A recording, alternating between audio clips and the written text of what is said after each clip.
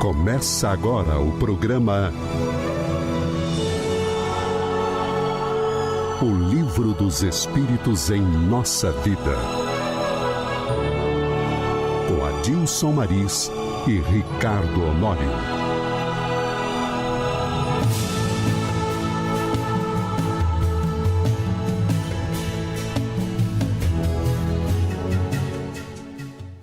Bom, meus queridos ouvintes, sejam bem-vindos a mais esse encontro sobre o Livro dos Espíritos em Nossas Vidas.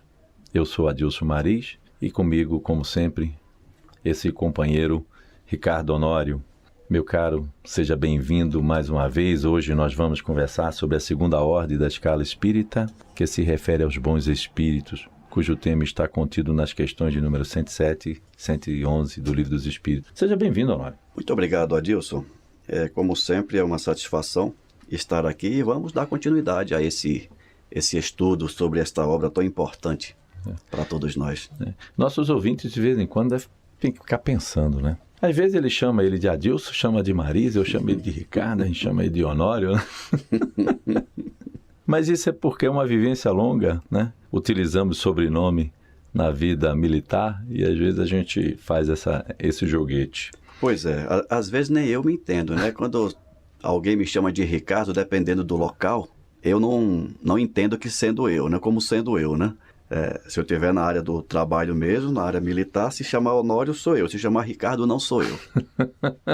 Mas vamos lá. Bom, a gente já tinha visto no programa anterior, a gente está exatamente nessa questão das escalas espíritas, a gente tinha visto a terceira ordem, agora nós estamos indo, né, para a segunda ordem, os bons espíritos. Vamos ver como é que anda essa classificação, como é que o Kardec nos traz para que a gente compreenda, continue dentro desse processo de compreensão. Perfeito. Como os espíritos se classificam, né?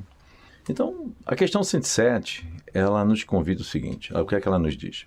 Como sempre, não é uma pergunta, é uma descrição que o Kardec faz, né, sobre as características gerais, então, da segunda ordem. O que é que ele fala sobre essa segunda ordem? Como é que esses espíritos se classificam? O que é que a gente pode encontrar de características nele? Predominância do espírito sobre a matéria.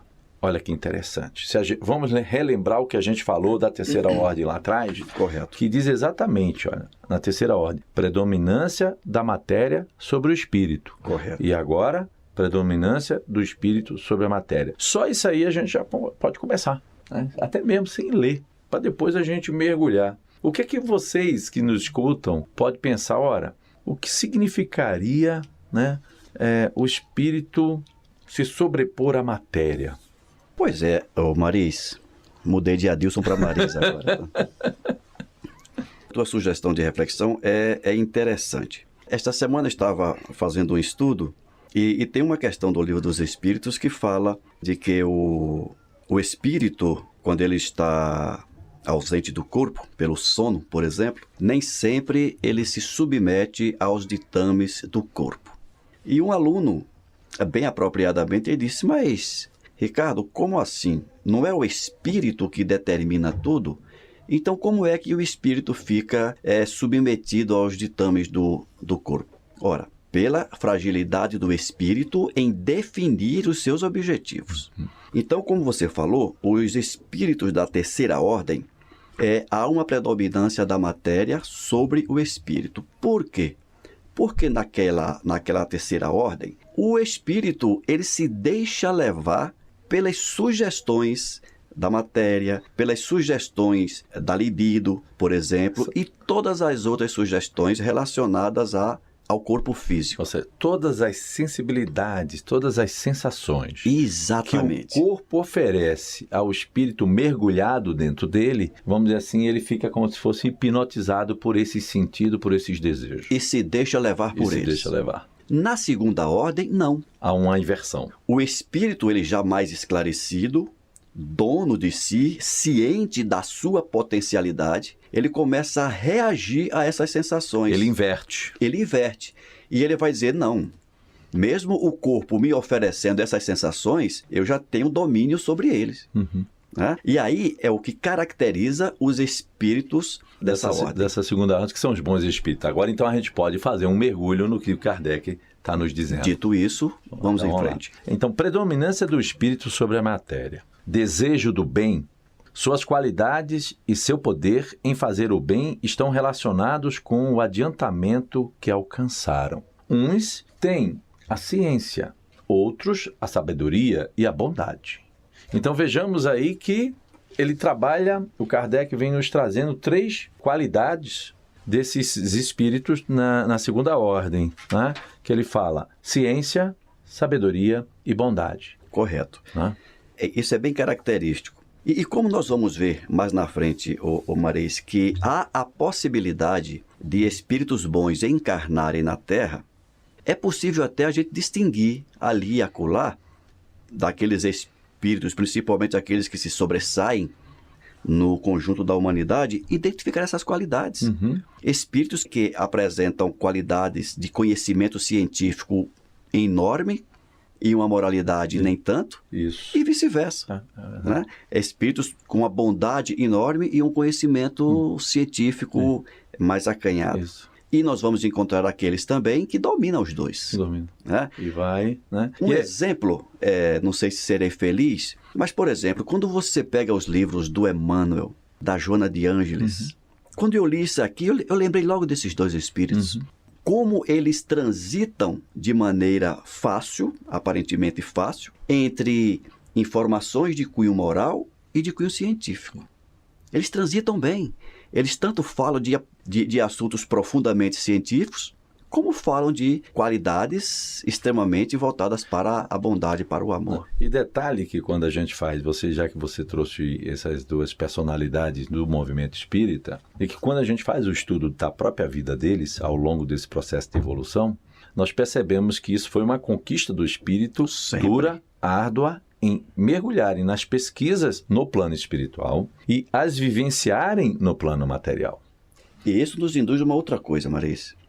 É comum a gente encontrar, e é uma característica do nosso nível evolutivo, pessoas que, ao conhecerem o Espiritismo, pautam-se tão somente na bondade.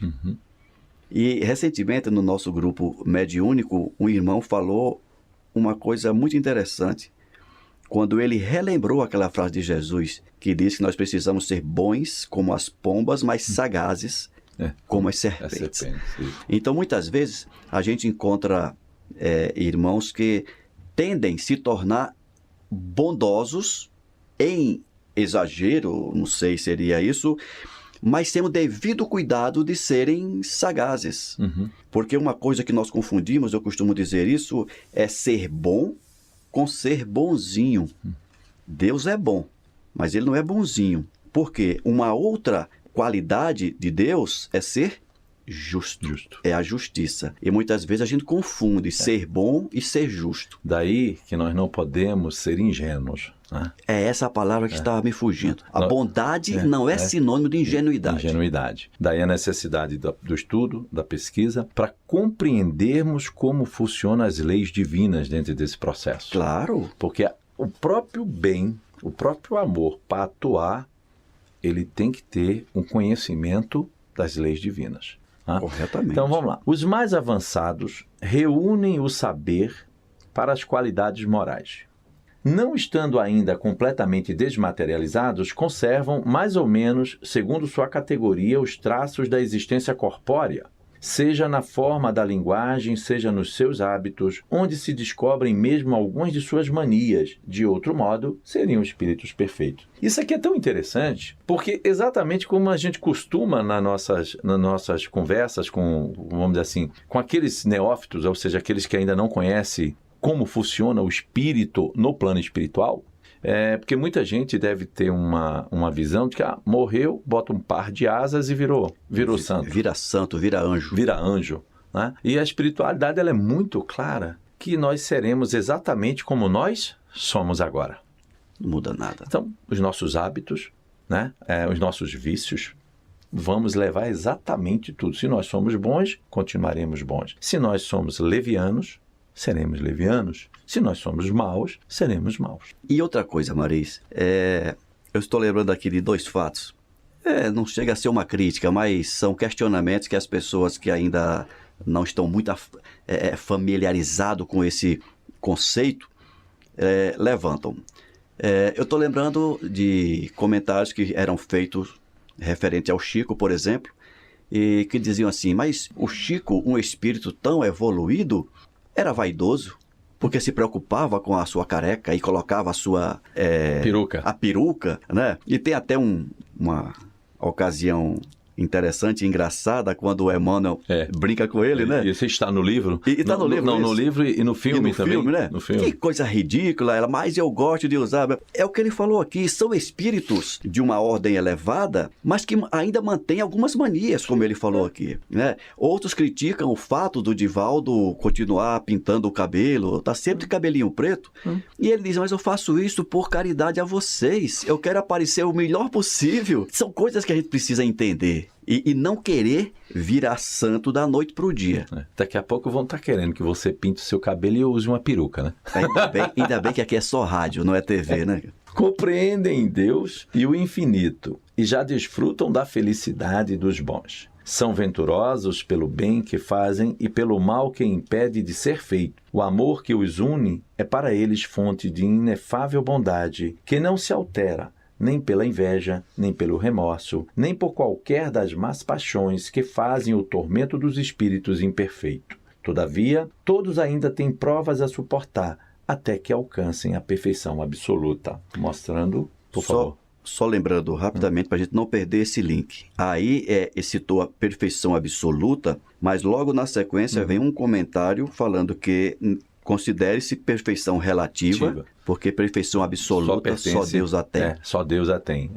Aí foi uma expressão que foi utilizada, mas que a gente tem que entender que todos, como espíritos que somos, vamos pegar essa perfeição relativa. Mas o que é interessante aqui, recentemente a gente estava dando uma aula sobre Deus, existência de Deus, prova da sua existência, e quando ele entra na primeira área, compreendem Deus e o infinito. Então, essa compreensão de Deus, ela vem da maturidade do espírito. Sim, perfeitamente. Porque a humanidade, dentro desse seu processo de evolução, a gente sai da adoração, dos efeitos fenomênicos que existem. Do maravilhoso, e a gente começa a denominar Deus do trovão, Deus da chuva, Deus das marés, Deus do sol e por aí vai. Daqui a pouco a gente chega, que são os deuses politeístas, daqui a pouco a gente chega num Deus único, mas porém a gente o traz na forma humana, né? Buscamos, para a gente sair desta forma, e a doutrina espírita ela nos traz um conceito de Deus, que é interessante que ele fala assim, fiquemos aí, porque ainda nos faltam sentidos para uma compreensão maior do divino. Então, quando ele nos diz que a inteligência suprema, causa primária de todas as coisas. Então, e não adianta avançar nas explicações, porque, como ele mesmo diz, nos faltam sentidos para entender. E esses espíritos que ele classifica aqui já têm uma compreensão muito melhor de Deus do que nós. Exatamente. Atingiram o horizonte espiritual. Isso. Não necessitam mais de humanizar Deus para que nós o entendamos. Nós estamos nesse nível, né? Quando a gente pensa em Deus, o que é que nos vem à mente? Aquele senhor de barba, sentado numa nuvem, etc, etc. Ou mesmo a necessidade das imagens para que a gente possa se vincular visualmente a alguma coisa, né? Então, no horizonte espiritual, e a doutrina espírita nos coloca, de certa forma, já nesse horizonte, quando nos sugere essa relação com Deus apenas mental. Isso. Sem a necessidade de uma antropoformização de Deus para que possamos entender. Só lembrando, né, que a gente não o torne uma forma humana para aqueles que estejam nos escutando. Porque ele não é humano. Exatamente. Então, é supra-humano. Então, a doutrina vem nos libertar cada vez mais desses vícios psíquicos, ou seja, mentais, trazidos de reencarnações anteriores. E do próprio nível evolutivo do qual viemos. Ok. Como espíritos, suscitam bons pensamentos, desviam os homens do caminho do mal, protegem a vida daqueles que se mostram dignos e neutralizam a influência dos espíritos imperfeitos naqueles que não se comprazem em suportá-la. Então, olha a ação dele do bem, atuando exatamente para que o bem possa fazer morada na mente e no coração daqueles que aqui estão. Paulatinamente possa prevalecer sobre nós. Quando encarnados, são bons e benevolentes para com os semelhantes. Não os move nem o orgulho, nem o egoísmo, nem a ambição. Não experimentam ódio, rancor, inveja ou ciúme e fazem o bem pelo bem. Olha, isso aqui, a gente pensa assim, bons espíritos. Será que eu estou lá nos bons espíritos? Aí quando a gente lê isso aqui... Vê que a gente não chegou lá ainda. Fazer o bem pelo bem. Fazer o bem sem pelo interesse, sem nenhuma... Não experimentar ódio, rancor, inveja ou ciúme. Aí a gente fala assim, mas isso não é possível. Os nossos ouvintes, né, estão escutando assim, mas isso é impossível. A gente tem que lembrar que nós não temos uma única existência. Se nós pensarmos na vida em uma única existência, isso seria impossível. É verdade.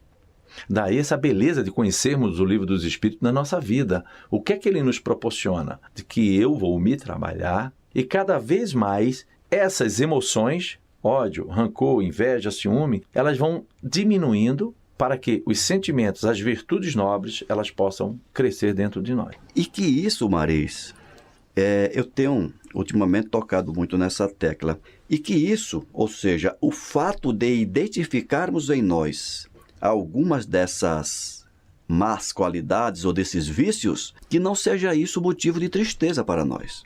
Nós precisamos reconhecer que nós somos espíritos em evolução. Em construção. Em construção. Então, quando a gente lê isso aqui no Livro dos Espíritos e diz assim, caramba, eu ainda sinto ódio de vez em quando, eu ainda sinto rancor de vez em quando, eu sinto inveja, eu sinto ciúme de vez em quando, muito bom. Se você consegue identificar isso, perfeito. Já é sinal de uma certa evolução que te dá essa percepção. Isso. A vigilância, Jesus nos convidava a vigiar e orar. E então, o que é que nos cabe agora? Uma vez que eu identifico um desses vícios em mim, trabalhar para erradicá-lo. Conversar com ele. Olha, o ódio, você está muito forte dentro de mim. Eu te reconheço. Eu preciso ser mais forte que você. Pois é, agora nós vamos conversar para você diminuir. E eu vou te substituindo pelo amor. Pelo amor. Pela confiança e assim sucessivamente. Aí é onde entra. É outra das grandes belezas do Espiritismo. É onde traz para nós a responsabilidade da construção da nossa felicidade. Perfeito. Uma vez que nós sabemos que tudo isso aqui, ódio, rancor, inveja, ciúme, etc., são impeditivos para o bem e para a felicidade, e eu quero viver bem e ser feliz, cabe a mim erradicá-los. Com certeza. Paulatinamente. Se não conseguir nessa encarnação, nas próximas... Vamos dar continuidade, tijolinho por tijolinho. Um tijolinho a cada vez. Com certeza. A esta ordem pertencem os espíritos designados pelas crenças vulgares sob o nome de gênios bons, gênios protetores e espíritos do bem. Nas épocas de superstições e ignorância, transformaram-nos em divindades benfazejas. Exato. Pode-se classificá-los em 4 grupos principais. Então, ele veio aqui e dividiu em... A gente tinha parado na sexta classe, agora a gente vai ver a quinta, a quarta, a terceira e a segunda, né? Porque só para lembrando, quem não ouviu o programa passado, a terceira ordem fala da 19ª... Oitava, sétima e sexta classe. Sexta classe. Agora exatamente. A gente vai fazer da quinta, quarta, terceira e segunda. Então, a questão 108 fala da quinta classe. Espíritos benevolentes. Sua qualidade dominante é a bondade. Alegram-se em prestar serviço aos homens e protegê-los, mas seu saber é limitado. Seu progresso é mais efetivo no sentido moral do que no sentido intelectual. Olha aquilo que a gente estava falando no início. Exatamente. Né? Aqueles espíritos que, num determinado momento do seu processo de vida, de evolução, de construção, eles se prendem naquele aperfeiçoamento dessa qualidade que seria, então, a benevolência. Eu vou aprendendo a ser bom.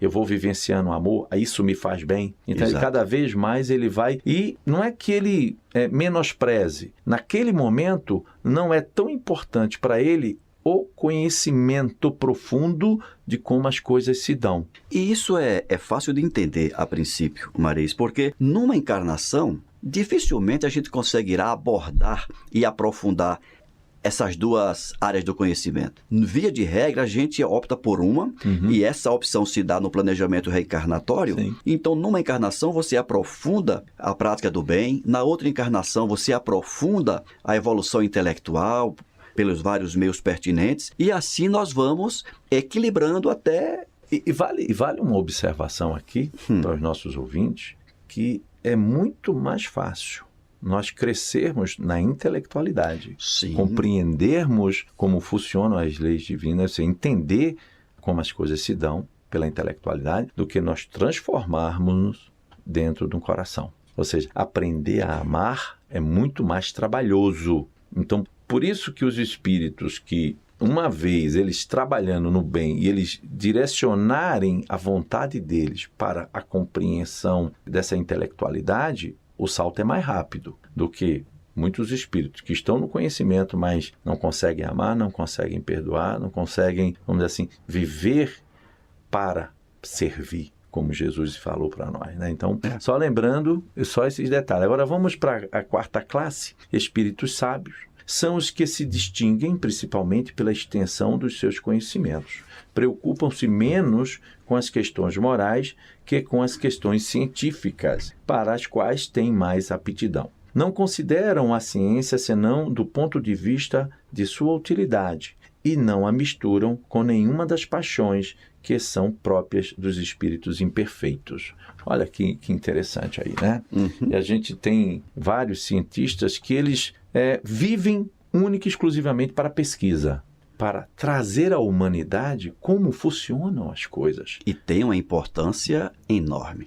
Vamos entender esses cientistas hoje que estão mergulhados em buscar diminuir as dores da humanidade provocadas pelas inúmeras doenças que têm como fundo a nossa moral, né? O nosso comportamento, as nossas emoções. Exatamente. E qualquer campo científico, Maris, não só na área médica, mas se você pegar a astronomia, por exemplo, o entendimento da dinâmica universal, chegando mesmo já a ciência a considerar a existência, até pouco tempo isso era inviável no campo científico, de vida humana fora deste planeta, fora da Terra. As evidências decorrentes dos estudos astronômicos já nos mostram a impossibilidade de não haver. De não haver, é impossível não haver.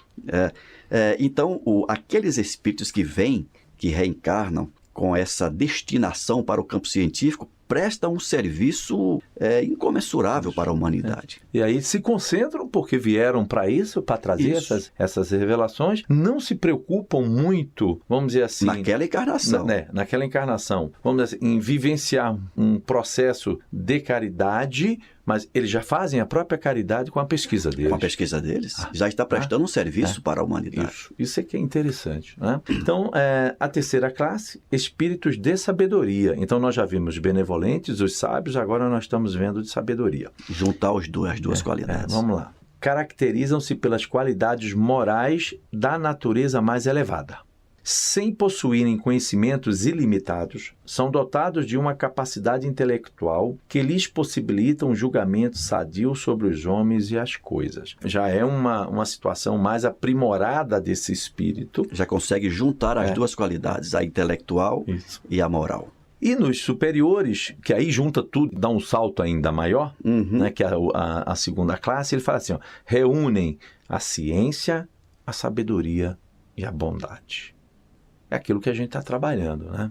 Nós estamos trabalhando para conhecer como funciona a ciência, as leis divinas, como sermos bons e unindo essas duas, sermos sábios e daí utilizar todo esse processo em favor do crescimento da humanidade e o nosso também. Exatamente. Então, vamos lá. Sua linguagem, que não revela senão pela benevolência, é constantemente digna, elevada e frequentemente sublime. Olha a importância de nós estarmos atentos àquilo que a gente fala. Como eu falo? É um exercício. Né? Eu falo só de bem? Eu falo docemente para as pessoas? Eu tenho cuidado com o tom de voz que eu coloco? Quer ver uma coisa simples, corriqueira, que costumamos ouvir principalmente entre os jovens? Falar palavrões. Pois é.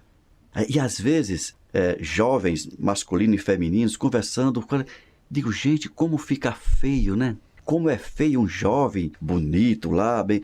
Quando abre a boca, se perde. E se eles perceberem que a cada palavra ela tem uma vibração, Sem dúvida, né? sem dúvida. E uma vez um jovem da família, e eu chamei a atenção e ele falou assim, mas isso é gíria? Digo, mas não importa o nome que se dê, é feio do mesmo jeito, né?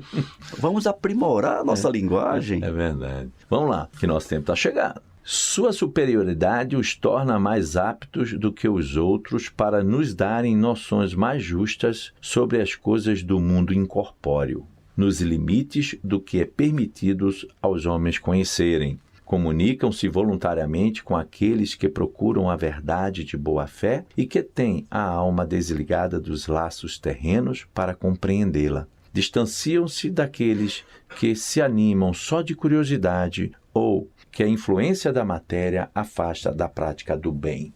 Então vejamos que ele nos traz aqui exatamente que são espíritos que não perdem tempo com curiosidade. Os curiosos não têm vez com eles. Não tem vez. Né? Ele chama, a coisa tem que ser séria. Né?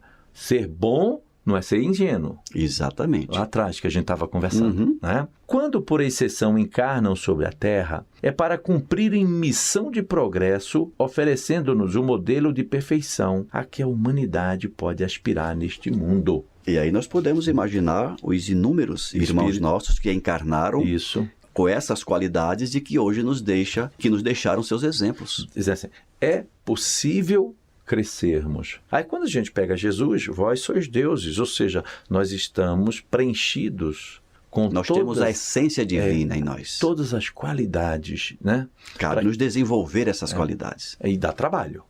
Dá trabalho e leva tempo. Pois é. Então a gente convida os nossos ouvintes a fazer uma reflexão sobre essas qualidades que tem aqui nos espíritos da segunda ordem, os bons espíritos, e que a gente não desanime, como você bem lembrou, Ricardo Honório, né? Chamei os dois nomes agora, de que a gente não desanime quando a gente detectar, porque dentro do atual estágio evolutivo em que nós nos encontramos, um planeta de expiação e prova, já passando por um processo de regeneração, encontrar essas emoções, né, é normal, faz parte. Agora nós temos que lutar para que elas não nos dominem. E aí a gente, naturalmente, nós vamos... E aí eu realço a importância da seriedade com que cada um de nós deve tomar essas questões. De ter seriedade consigo mesmo para identificar e buscar erradicar paulatinamente, sem arroubo, sem sofrimento, erradicar essas idiosincrasias que ainda nos afetam tanto. Ok, Ricardo, a gente poderia falar mais aqui, mas nosso tempo já está esgotado aqui. Ó. Eu estou vendo, o tempo já foi. Já foi, né? Voou. Né? Então, eu quero agradecer aos nossos ouvintes, né, por estarem aqui ligados na Rádio Comunhão Espírita de Brasília, deixando, Honório, já o nosso abraço a todos eles e os convidando já para o próximo encontro, né, quando falaremos sobre os espíritos puros. Já chegamos ao Cristo, né? E dizer, não percam, venham nos escutar. Lembrando que todas as dúvidas, elas devem e podem ser encaminhadas ao e-mail da Comunhão, radio@comunhãoespírita.com, e que assim, na medida do possível, nós iremos responder nas programações seguintes. Queremos agradecer a todo o Ricardo Honório mais uma vez, muito obrigado. Obrigado ao convite e grande abraço a todos. Você acabou de ouvir o programa O Livro dos Espíritos em Nossa Vida, com Adilson Maris e Ricardo Honório.